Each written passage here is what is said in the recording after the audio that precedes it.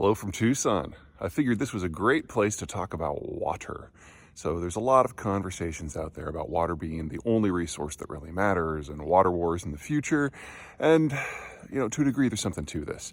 Water is essential for agriculture, for human existence. We all need at least 50 gallons a day in order to maintain a modern industrial lifestyle. And a lot of agriculture happens in desert regions because you can precision control the water inflow and get really high yields so long as the water is inexpensive. It is a common political issue within countries, but it is only very rarely a geopolitical issue across countries. And it just has to do with how we as humans have developed. Most ethnicities most ethnicities that dominate the world today began as tribes that existed along a water course. And because they had access to reliable water and more reliable farmland and more reliable food supplies, they grew in number and expanded up and down that water course until they controlled the whole thing. So there are Russian rivers and Chinese rivers and French rivers and so on.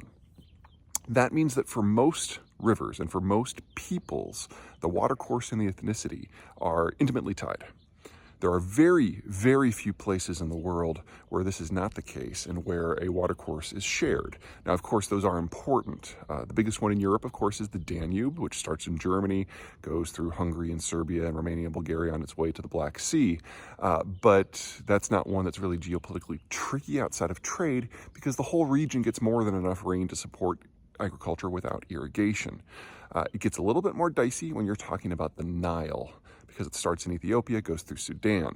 And the Ethiopians are building a giant dam that the Egyptians fear, reasonably, is going to destroy their way of life and maybe kill tens of millions of people. So expect tension there.